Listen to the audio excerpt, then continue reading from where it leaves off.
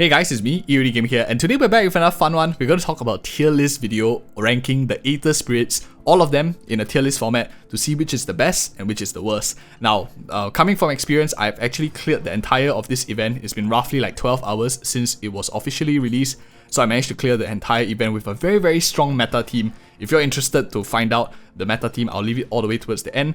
But you know we don't waste time on this channel, and I always want to give you as much information as I can in front. And I'll share with you like the best units first. In my opinion, in no particular order, but first let's start off with the one that everyone starts off with. I named it Bubbles, the warp trotter that you get at the beginning. This is of course of aberrant typing as well. Typing matters because the damage is increased significantly. And you must understand how the meta revolves in Aetherium Wars. There is no turn limit, unlike the Memory of Chaos, so it's very similar to the simulated universe in that sense, which means sustained characters tend to outperform, especially if you want to auto battle everything to make your life a little bit easier. For those reasons, Bubbles or Warp Trotter is extremely strong. You have a good AoE team-wide sustain, you have some AoE damage from the aberrant element, and you also have an ultimate ability that allows you to do both in a single turn, some damage buffing, and best part of all is you have 4 slots for expansion chips. This means you can actually tune this character to do fit a wide range of rosters as well. So fitting the healer role, you have a bit of damage from the side and so much equipment that you can use on this unit. Very strong character in total. I think it's definitely S tier. Probably top 3 in the game, but the best character of all of them, and I'm going to tell you right now, is Silver Main Lieutenant. This unit is an absolute beast. It's ridiculously overpowered, and I think the game even knows that. That's why the later bosses start to use this character as well, the harder bosses. Why is this guy so good? So, he has a lot of shielding, 30% of his HP. This is like a 2k shield in the Aether Wars game. You also have a team-wide shielding of 12%, and best part of all is this talent ability that allows you to like counter attack, as we have all known how irritating this can be in like the simulated universe. Same thing here as irritating.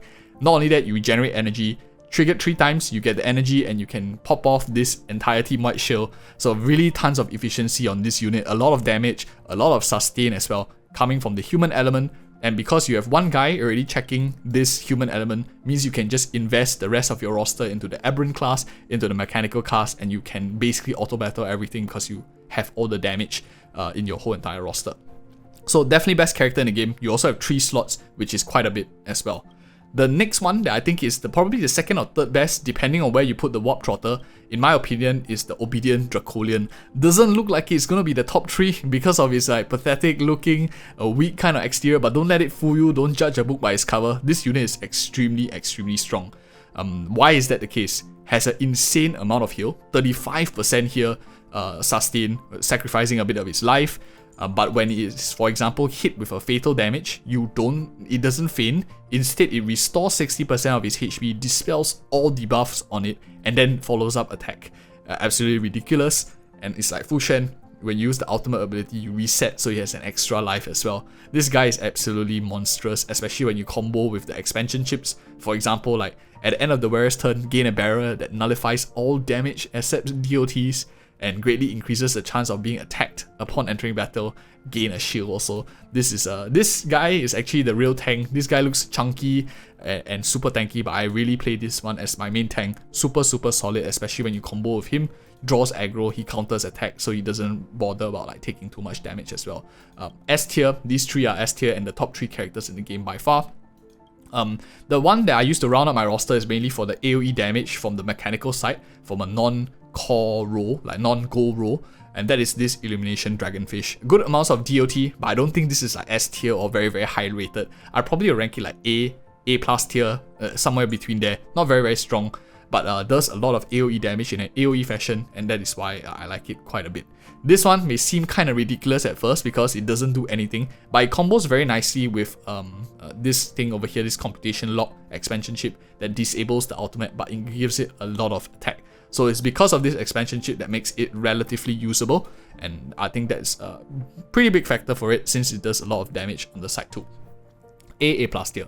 And that rounds up like my roster that I use for most of the game. And now let's share with you like the other 4 gold tier units. And the hard part about these guys is they are fighting with the Silver Main Lieutenant because you can only have 1 gold monster on your team. So they are subjected to his overpoweredness. but let's talk about them objectively as well. So all of them have 3 slots over here. The 3 gold tier guys all have 3 expansion chips. So what is really separating them is mainly their overall kit.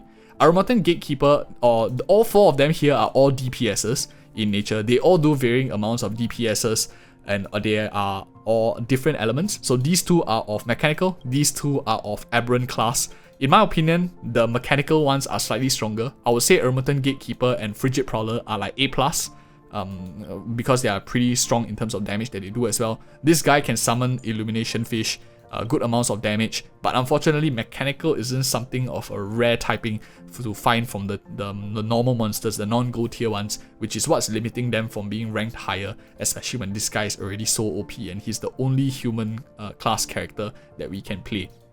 So A+ for him. Frigid Prowler, interesting because you set the HP of your teammates and to get like damage buffs and stuff. When you play Frigid Prowler, most of the time you want to run with Bubbles here, the Warp Trotter, to have a bit of sustain. You might even want to run with this Obedient Dracolian for even more sustain for the rest of your team.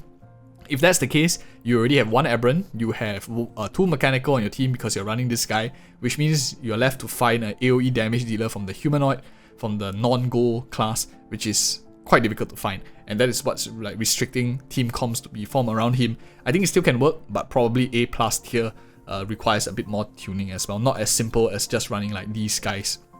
So that's my thoughts for the 2 of them. For these other 2 characters, let's start off with the one that we all start off with, Blaze Out of Space. I think Blaze Out of Space is like A- tier. Not very strong unit. There are a lot of other aberrants if you are looking for AoE damage. I'll tell you one after this. There's a really strong aberrant class from the non-gold category, so that's also really strong.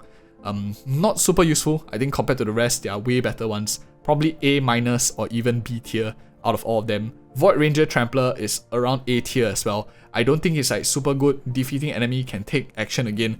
Nice, but generally AoE damage is a little bit more useful, especially if you are wanting to take the back seat and do a little bit of auto battling. Now the aberrant what that I think is very, very strong as a non-gold tier, of course Bubbles, the Warp Trotter, is one of them, but the other one that's really strong is this Imaginary Weaver. This guy deals a shit ton of damage for a non-gold star character. Of course the downside is very, very squishy. Ultimate is also a very, very strong single target burst damage, and coming from the aberrant class, you can do a lot of damage to take out most humanoid monsters. There is one particular enemy later on in the Aetherium Wars that plays a lot of very strong humanoid characters. This guy is one of the best at taking them out because he just shoots so much damage from this ultimate. Only downside is of course non-gold ones only have 2 slots here, and that is the real downside for Imaginary Weaver. But I think this character probably is like A+ tier for one of the best, definitely for a non-gold tier character.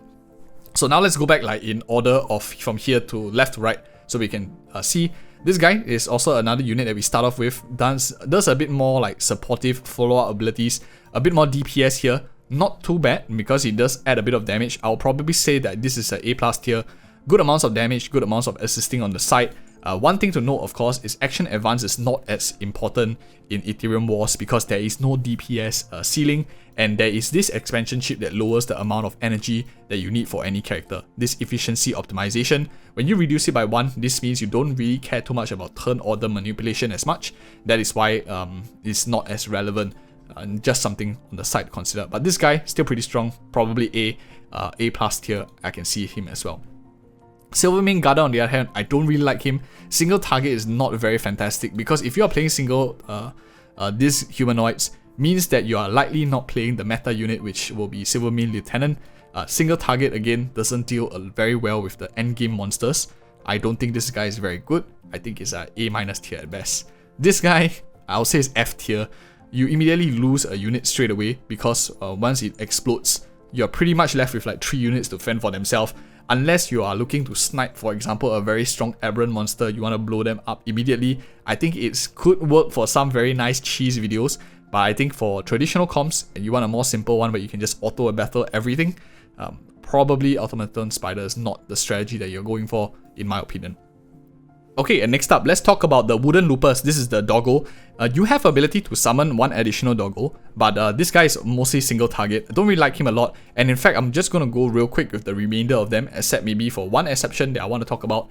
Other than that, all these units I don't really like too much because they are mostly like single target or very, very niche, and their typing, you'll much rather like a bit more AoE, especially towards the end of the game when you want to like burst down monsters much quicker. Him, probably A- tier. A- tier as well. I would say this guy is also A- tier. This guy is a support unit. These two are like support units, so let's talk about them a little bit instead of just like throwing them off. The one reason why I think Action Advance is not as useful as mentioned is you have a thing that already lowers the energy that is needed. You could have a very, very quick rotation having their uptime on their burst, but I don't think this is as important as in the main Honkai style because Aetherium Wars doesn't have a turn requirement. You don't have to clear it like 20 rounds like the Memory of Chaos. These units not as vital, and Action Advance you can always bypass it with other stuff. For example, there's this one that lowers the energy as well for the ultimate by 1. You could combo them together, but I think it's not super necessary because if you're playing a second humanoid together with Silvermane Lieutenant, likely you will need to find a lot of DPSs in your other 2 slots and at the same time find some sustain, which is a little bit trickier to find as well. So A tier, maybe close to A+ for those reasons mentioned. This guy here continuously stacks morale for friendly units as battle progresses, enhancing the abilities of the entire team. Suffers the same fate for the Vagrant because unless you're running like a whole humanoid team, like it's a specialist team, you want to play a team that has all 3 elements, and that is why I don't think he is also very, very solid. I probably will rank him at A+ tier if you think about it holistically. You just want to have one team that clears everything. Won't make my main team comp for sure. Again, this guy is also A- tier. I don't think he's like super strong as well. That's my own personal bias. I think this is the last soldier that I want to talk about, and I think it's quite interesting. This is possibly an alternative if you're looking for an additional aberrant class because he has control in it. I think it's his ultimate ability. So when you have are using the ultimate, you have a chance of freezing the enemy, at least giving you like some sort of control on enemy. So it's quite useful, especially if you're towards the end, you're fighting against the very strong humanoid bosses. I think this guy probably will be A to A+ tier, especially for a certain boss or a certain stage at the end where you have very strong humanoid monsters. This guy will come in quite good handy. And that sums up my tier list for the Aether Spirits. If you're interested in more content like how to build a team composition and what are my best recommendations, do check out the other videos which I'll be putting out on the channel real quick after I just take a short break. Anyways, thank you so much for watching and see you in the next video.